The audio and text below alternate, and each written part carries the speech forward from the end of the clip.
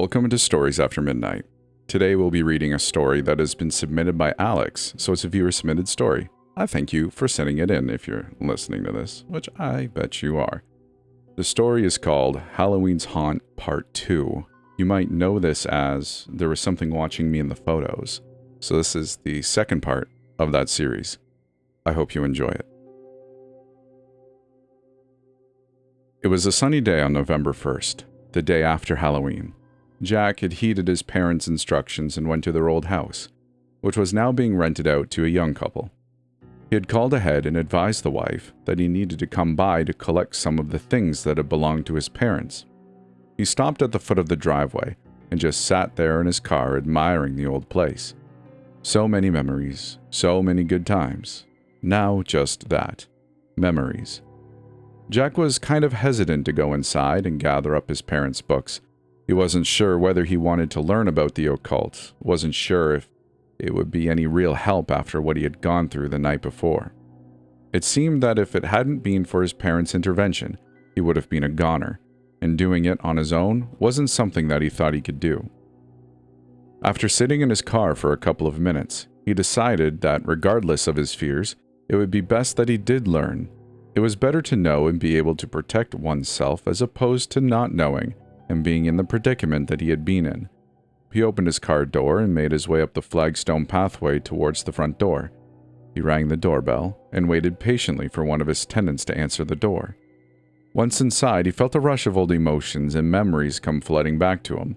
He saw himself as a child, playing on the area rug by the fireplace, and his mother sitting in her favorite chair reading her book. His dad has always had something to do around the house. It's a mystery how either of his parents had any time at all to dedicate to the occult. After reminiscing for a while, Jack finally decided to head downstairs to look for the key. He walked around the basement, taking a look here and there at the old junk that he had left there for storage. The basement was sectioned off so that the tenants didn't have access to the main part of it, only to the laundry and some minimal space. The house itself was an old Victorian-style house, very large and spacious. Plenty of bricks to look at, which made it really difficult to be able to find the loose one. With that thought in mind, he began looking, thinking that the task might take some time. He started from the left and scanned quickly through a section of bricks. All of them looked solidly in place, but he still ran his hand through each brick individually to see whether of them were loose. To his disappointment, none were. He continued on his journey to find the one loose brick and looked at the length of the wall with dismay. This could very well take a couple of hours if he had to go through every brick. So instead, he decided to step back a little and scan small sections of the wall at a time, looking for bricks that had cracks in the mortar. He started once again from left to right, wanting to give another look over. He didn't see anything out of the ordinary. Moving on to the next section, the bricks showed their age, with chips, cracks, and some drill marks in some of them, probably from old shelves that had once hung there, but no sign of broken mortar. More searching and tapping certain bricks that looked as if they were loose produced nothing, until he came to the section of the wall near the partition that separated the main room and the boiler room. There he found what he had been looking for, the magical loose brick. He pulled out the brick, and sure enough, right behind it was the small key that would open up the locked chest in the attic. Tension and fear came flooding in as he picked up the key. Jack could only speculate as to what he would find in those books that his parents mentioned. Part of him still wasn't sure whether he should go through with it, thinking that it would open him up to more attacks instead of the opposite. "Jack, you have to get the books. It's the only way you can protect yourself. We can no longer help you. Our battle with Zorauk drained us almost beyond healing. Please, Jack, this is for your own protection and your family's well-being." With those last words, Jack felt a renewed sense of purpose. His family meant the world to him, and he would be damned if anything happened to him. He also got the impression that he wouldn't be hearing from his parents anymore, or at least not for a long time to come. After grabbing the key, he made his way upstairs to the attic to look for the buried treasure. Turning the light on and walking through all the old junk that was kept there, he found the chest he was looking for. He slipped the key into the keyhole and turned the lock. After some struggling, the lock disengaged. There were all kinds of junk in there, but what he was looking for was at the bottom. old books bound in leather and bearing weird insignias. He wiped the dust off them and opened the books to take a quick look. In there were more weird symbols, along with scribbled notes and what looked like recipes. Since Jack was new to this, he didn't know what to make of this, so he figured the first thing he should do is head to the nearest New Age store and get some advice. Jack sifted through some of the other stuff in the chest, but found nothing that interested him, so he closed the chest and locked it once more. He figured he had no need to take the chest home with him now that he had what he came for, so decided to leave it behind and take the key home with him. On his way home, he couldn't help but think of his parents and what they had told him as a child. They couldn't stress enough the fact that the occult was something that people used to make themselves feel empowered, that nothing of the sort should be taken seriously. Now Jack's world had been completely turned upside down, and his parents, the same people who once told him not to take the occult seriously, were now saying the opposite. No sense worrying about this now. What had happened to him recently was proof enough that this sort of thing really did happen. Once home, he kissed his wife and showed her the book. She took it off his hands and began looking through it, periodically stopping to take a better look at some of the diagrams and chants. She closed the book, placed it on the dinner table, and looked at Jack with a confused look. "I've never seen anything like this before. It's all new to me, but I do know someone who might be able to help. My old university professor. He studied symbols and the like for a good part of his life." "Are you sure you can help? I thought my coworker would be able to help also, but he just seemed to disappear," Jack explained to his wife with a frown. "I don't know whether he can actually tell you exactly what all of these symbols are, but it's a start. I'll give him a call and see if he's willing to meet with you." Jack's wife went to the cupboard to search for her address book. She came back, showing Jack the professor's name, Dan McLean. "I'll call him first thing Monday morning. I just hope he still teaches at the university, otherwise I have no other means of getting a hold of him." Jack couldn't help but ask the question with a smirk on his face. "Why do you have your professor's number?" His wife punched him lightly on the shoulder and responded in kind. "How else do you think I passed the class with such high marks?" Jack looked at her and smiled. He loved the fact that he could joke around like this with his wife and not worry about her getting offended. He thanked her for helping him, gave her another kiss, and told her that in the meantime, he was going to go to the New Age store in town to see whether they could be of any help. Jack got back into his car and drove off. Destination New Age store. After driving for about 30 minutes, he found the location that he had seen a while back while shopping with his wife. Walking into the store, he could smell the strong scent of incense. He also saw candles lit on a makeshift altar.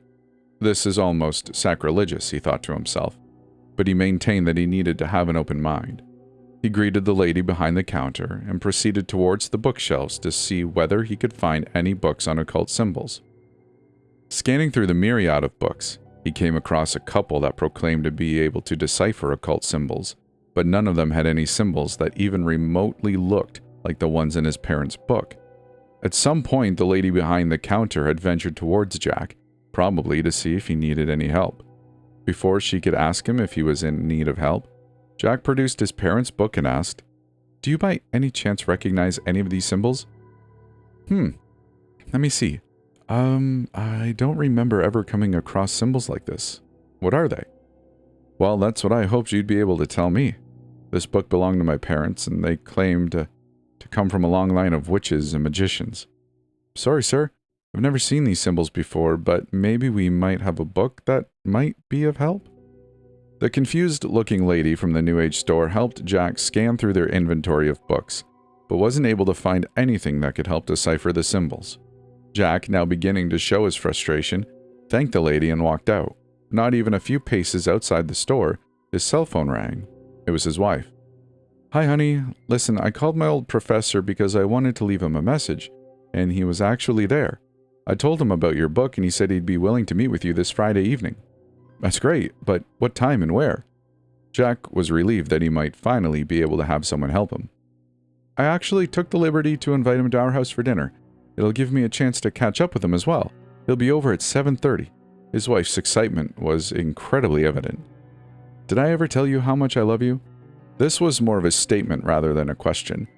"No, I can't recall the last time you told me that." The chuckle in her voice was borderline laughter. "Funny girl. Anyway, I just got out of the New Age store. Can't believe what a waste of time it was. The lady that worked there had no clue about the symbols, nor was she able to be of any other type of help. Anyway, I'm heading home now. I'll see you soon. Jack hung up the phone and made his way to the car. Once home, he and his wife sat there talking about the situation. She reminded him that the book wasn't just about the symbols, but also spells and incantations. He looked at her with a startled and somewhat annoyed face. I still don't understand why you waited until recently to tell me about this interest you have. Oh, come on, I thought we discussed this already. Besides, it's just an interest. It's not like I'm an expert. Jack let out a breath of defeat. He knew she was right, and anyway, they did already discuss this, and rehashing it wouldn't solve any of his current dilemmas. What was he to do in the meantime? There were more than 5 days till Friday, and no one else was even remotely able to help him understand any of the stuff in the book. Jack decided that on Sunday, he would spend some time at the library to see whether they had anything of help. Aside from that, he would enjoy the rest of the day with his wife and son. The alarm rang loudly and nearly caused Jack to fall off his bed. He looked at the clock, saw that it was 8:30 in the morning, and was worried that he was going to be late for work. He scrambled out of his bed and started running towards the bathroom when he finally clued into the fact that it was Sunday and not Monday. After shaking off the last few vestiges of cobwebs from his head, he remembered why he had set the alarm so early on a Sunday morning. He was going to go to the library to do some research, and hopefully find something that can even remotely explain any of the mumbo-jumbo in his parents' book. His wife stirred a little, and Jack was surprised that she hadn't woken up with all the commotion he made just a few minutes earlier. After showering, he prepared breakfast for both himself and his wife. As he was about to start eating, his wife walked into the kitchen holding their son, and looked at him with a surprised look. "You made me breakfast? What's the occasion, and why are you up so early on a Sunday?" "What? I can't make my wife some breakfast?" He chuckled. "I wanted to go to the library for a couple of hours to see if I could find anything of relevance there. Knowing my luck lately, probably not though, but I thought I would give it a try nonetheless." "Okay, but don't be back too late. My parents are coming over for lunch, remember?" "How could I forget? I'll be back in time. This is why I'm going early." He finished his cup of coffee and kissed his wife and son before making his way to the front door. As Jack got into his car, he wondered whether it was even worth the trip to the library. If the New Age store couldn't be of any help, what would a library that was built only 8 years ago do? He sat there contemplating this and decided to go anyway. He hadn't seen the library in a while, and if nothing else, maybe he could pick up some reading material to help him fall asleep at night.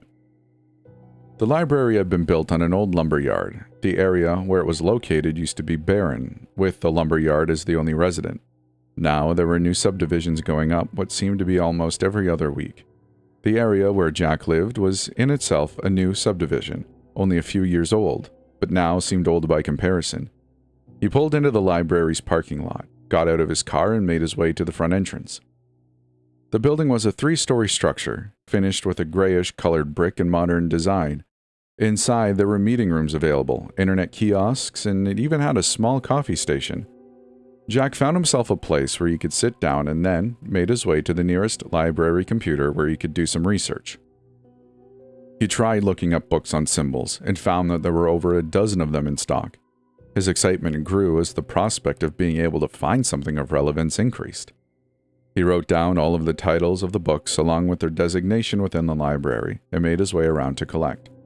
Jack was surprised that this library had old books within its collection, but then again, it wouldn't be too smart to have only new books. Walking back to his table with his arms full of books, he sat down and started the arduous task of sifting through all of them to see whether he could find any relevance to the symbols from his parents' book. The first 2 books proved to be of no use, as they were books about modern symbols of math and science. He put them aside and flipped through the pages of the next book, which proved to be of an occult nature, but yet again, he was disappointed. It almost seemed hopeless at this point, almost as if something wasn't letting Jack find out anything about his parents' book, and in turn, hopefully find out more about his parents' secret life. About an hour later, in more frustration, Jack gave up on the library as well. He saw that it was getting close to noon, so he figured he had better start heading back before his in-laws came to the house. Placing the books he had removed from the shelves onto the return tray, He picked up his bag and made his way to the car. On the way there, Jack was starting to think that even his wife's old professor wouldn't be able to help him. But instead of dwelling on that, he fought hard to think of something completely unrelated. The lunch that Jack's wife had prepared for her parents had been akin to a delicacy. He nudged his wife and whispered in her ear, "I'm going to have to invite your parents over more often. This meal was delicious. Don't get any funny ideas. Do you know how long it took me to prepare this roast? I'd like to see you slave over a hot oven like this, wearing an apron." She chuckled. Jack and Peter, his father-in-law, stepped out to the backyard after helping to clear the dishes and talked about what plans were in the works to improve the house and yard. Meanwhile, Jack's wife Julie and her mother sat down, sipping coffee and discussing the recent events that Jack had experienced. Julie and her mom were always close, to the point where they could discuss pretty much anything, and in her younger years, Julie's mom had been a bit of a rebel in her own parents' eyes by joining a cult group in the late 50s. As Julie recounted the story to her mother, a strange look of surprise sprang up on her face. "Are you sure that all of this wasn't just a bad dream, honey?" Julie's mom asked with a concerned look on her face. "No, Mom. I know when Jack has a bad dream, and this was no dream, I assure you. He was visibly shaken, and the events of what happened were just too detailed to be a dream or a nightmare. This is the real deal. Plus, how else was Jack able to find the books at his parents' old house? He knew nothing about his parents' interest in the occult until now, not to mention that as a child his parents tried desperately to keep all of this from him." "Okay, I just wanted to make sure, that's all. What was the entity's name?" I think it was Zorak or something like that." Julie's mom, on hearing the name, dropped her half-empty cup of coffee on the ground. "Julie, do you mean Zoruk? And please try to remember, it's very crucial." Her face was now pale as a ghost. Yeah, that's the one. Are you okay, Mom? You don't look so good." Julie was starting to be concerned for her mother. She had never seen her this distraught before. "Julie, Zoruk is a very powerful demon. If Jack had an encounter with him, he's in grave danger." With that last statement, Julie now started to turn pale herself. She picked up the cup that her mother had dropped, proceeded to clean up the floor, and sat back down. She had hoped that maybe cleaning the mess on the floor might help her breathe a little easier, but it was to no avail. "What do you mean he's in grave danger? I mean, I don't know enough about the occult, but are you sure that it's this bad?" Julie's concern was now starting to manifest in the way she started to almost stutter and shake. "Listen to me very carefully, Julie. First off, do not, and I repeat, do not tell anyone about this. The less people know, the better. Secondly, I will get in contact with an old friend of mine who is a demonologist and will be able to lend some assistance. If what you told me is correct, then Jack is going to need all the help he can get." Julie's mom shot a reassuring glance at her daughter in the hopes that it would calm her down. "Okay, wait, I called up my old university professor and invited him over for dinner Friday night. I wanted to see the book Jack found at his parents' house. It's full of weird symbols and what looks like spells and incantations." Julie's mom sat there contemplating the situation. She rubbed both her index fingers on her temples, a habit she had picked up from her father many years ago, and then said, "Okay, here's what you do. Call him back as soon as you can and tell him that the book Jack found turned out to be nothing but your typical spell book that many 20-somethings use to help their love lives. If you still want to have him over for dinner on Friday, go ahead, but do not let him see that book. If he knows anything about the legend of Zoruk, then he must not see it. It'll be detrimental to him and his family." She paused for a few seconds, rubbing her fingers once again on the temples, and continued. I need to see the cover of the book. If it's what I think it is, then this book would be of great help to Jack." "Wait, if book is helpful, then why can't we show my professor?" Julie asked with a bewildered look on her face. "Because of the legend of Zoruk. The less people know of him, the better this world would be. You see, Julie, demons need energy from us to feed off of, but if no one knows of him, he won't have any energy to take. The more people know of him and talk about him, the more powerful he gets. It's a long story, honey, and it would be better if my friend explains it to you. I won't do it any justice. Just promise me you won't show the professor the book, and for God's sake, tell Jack not to mention the demon's name to anybody." Julie was confused, but nevertheless decided to follow her mother's advice. She wasn't at all sure how her mother knew of all this, especially since her mother never showed any interest in the occult. "Mom, one more question. How do you know about this?" It's a long story, Julie, but I'll give you the quick version.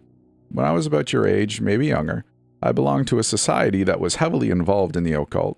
The organization was into conjuring spirits for the benefits of the members and their families.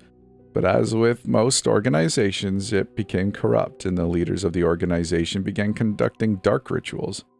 Jack's parents were also involved, and that's how you met Jack, because we knew each other and we also helped one another get out.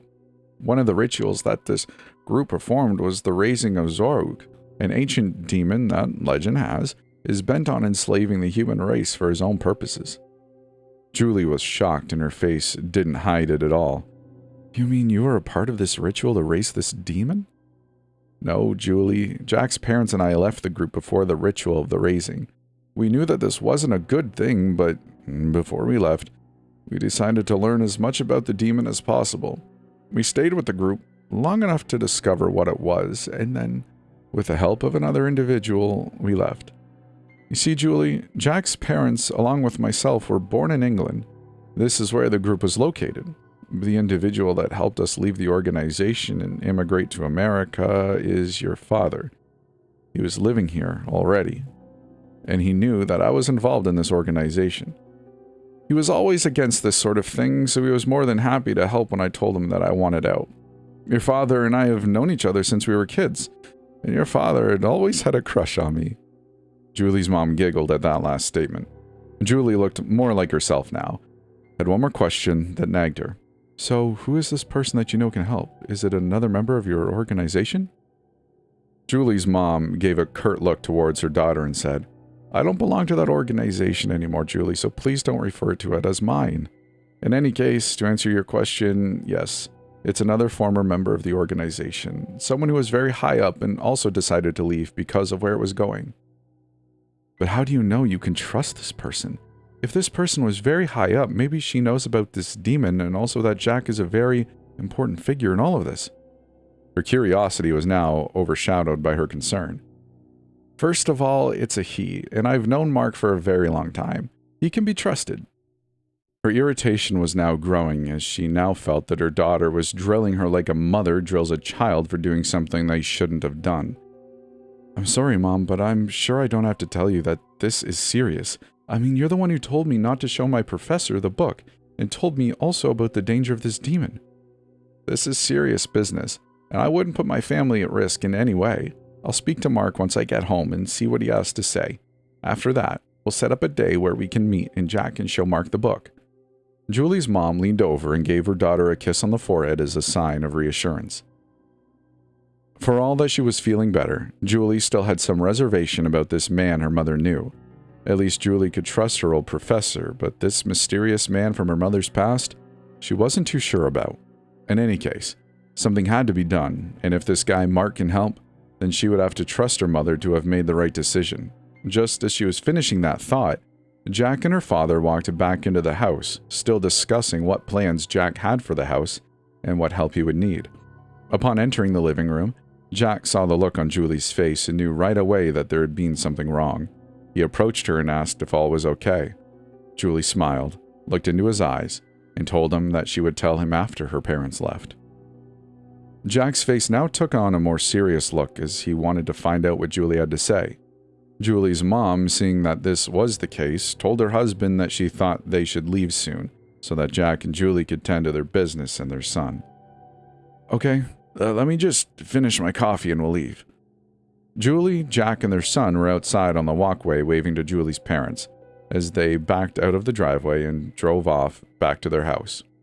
Once they were out of view, Jack turned to Julie and asked her again, Is everything okay? I saw the look on your face inside and it worried me. I'm not quite sure of that yet. Let's go inside and put Anthony to bed. After that, I'll tell you everything my mother and I discussed. They moved back into the house, went to their son's room, and got him ready for his afternoon nap. Once Anthony was asleep, Julie turned the baby monitor on and motioned Jack to go downstairs. Back in the living room again, Jack sat down and prepared himself to hear what Julie had to say. Okay, so this is going to sound really weird, and to be honest, I'm not even sure whether I'm registering it fully yet or not. Anyway, here's what my mother told me while you and Dad were outside. When my mother was around my age, she had joined this cult, or as she put it, an occult organization. When we sat down having coffee, I told her about your experience, and when I mentioned the name Zoruk, she dropped her cup of coffee on the floor. Turns out that this organization my mother was a part of actually tried to raise him with one of their rituals. Can you believe it? But that isn't the big news. What she also told me is that she had met your parents in the same organization, and that once they found out what they were up to, your parents, along with my mother, got out with the help of my father.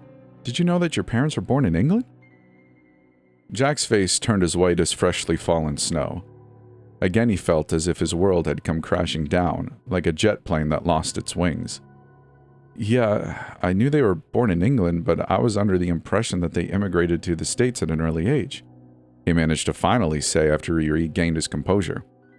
This is starting to get really weird now. I'm starting to think that everyone around me isn't what they appear to be.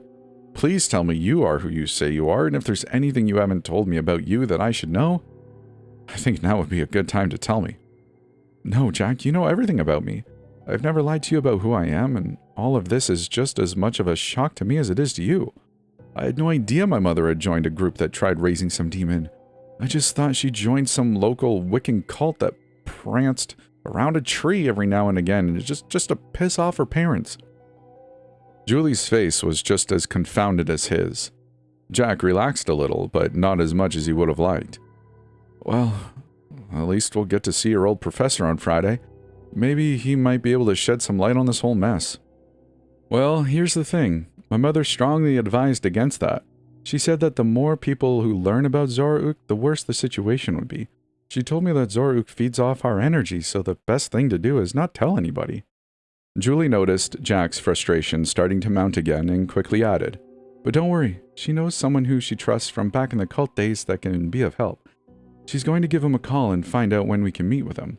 In the meantime, we can either cancel the dinner with my professor, or just tell him that the book you have turned out to be just some weird love spell book. Are you sure this guy your mother knows can help? You said your mother knows him from her cult days. This means that this guy was involved in that same cult that raised Zoruk. I know, I had the same reservation about it, but she assured me that this guy is trustworthy and that he, if anyone, can help. Besides, she didn't actually say whether the group was successful in raising Zoruk. Well, if you ask me, I think they did a pretty damn good job of it. When is your mom going to call you to let you know about this guy?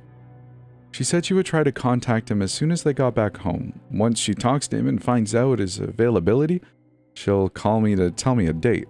I know this isn't going to be of much help, but try not to worry too much. We'll get through this. Jack was in deep thought when Julie made that last statement. He looked up at her, smiled, and told her that he would try not to think about the situation too much. Jack got up from the armchair and headed to the kitchen to make himself another cup of coffee. He looked outside to his yard and thought about all the plans he had for the yard. How he was going to build a play area for Anthony once he was old enough and able to walk. Jack's primary concern in all of this wasn't for himself, it was for his family. He couldn't even begin to think what he would do if anything happened to them as a result of all of this. There were the thoughts that crept up since the whole ordeal began just before Halloween. It even got to a point where Jack was starting to hate October 31st. Jack began to feel as if there was no one in this world that would be able to help him, and felt as if he were completely alone. He knew that his wife would always be there for him, but he also knew that their son came first, and that was that. All these lies or non-truths really took a toll on Jack. He was confused, frustrated, and even saddened by all of this. His parents, the very people he looked up to for guidance and knowledge, betrayed him. Even though he knew that they were trying to protect him, it didn't change how he felt. Why was this thing after him? What did he have that it wanted? Had he done something to provoke it? Of course, none of these questions would be answered, but it didn't stop Jack from asking them. He needed to find some answers and quick. Hopefully, this mysterious guy from the cult would be able to help, and not be just another dead end. Jack, your parents may have slowed me down, but I'll be back for you soon. Our destinies are intertwined, and there's nothing you can do to stop it. You and I will make a formidable team. Imagine, Jack, taking over this feeble world and having all of its inhabitants our slaves. Get out of my head, you monster! Jack, what's wrong? Julie could see that Jack was at his wit's end. He was grabbing his head with both hands and looked like he was trying to squeeze out something. It's him. He's in my head again. We need to do something quick. He's starting to regain his strength, and we won't have much time before he'll come after me again. He was almost on the brink of exhaustion. Never in his life did he have to endure such torment, and if this kept up, he didn't know how long he could hold out. His parents were not going to be able to help him this time. It was just him and this demon. Julie couldn't stand to see him this way. A tear started to form in one of her eyes, but she fought back hard. She had to be strong for him, and to be there when no one else could, at least for the time being. She wrapped her arms around him and placed his head on her chest. She didn't say anything. She knew better than that. Sometimes silence can be more helpful than words. We will defeat him, my love. Stay strong. And that's the end of part 2 of this series. I really hope you enjoyed this one. I look forward to seeing what happens in the next part, and I hope you do too. If you like this episode or video, well, leave your comments below or wherever you can, and if you're on YouTube, or I guess anywhere else listening to this, I would love it if you'd subscribe for more, and just generally hang out. There is a Discord which actually you can join and do just that, hang out with a group of really cool people. And if you'd like to, you could support the channel further by becoming a Patreon member. There's some few goodies over there, and check out storiesaftermidnight.com if you'd like to send me your story. I'd love it if you would stop by and check out these things, maybe say hello, leave your thoughts, interact, because I want to interact with you. So, without further to say, anything more to say, thank you for listening. I hope to see you in the next one.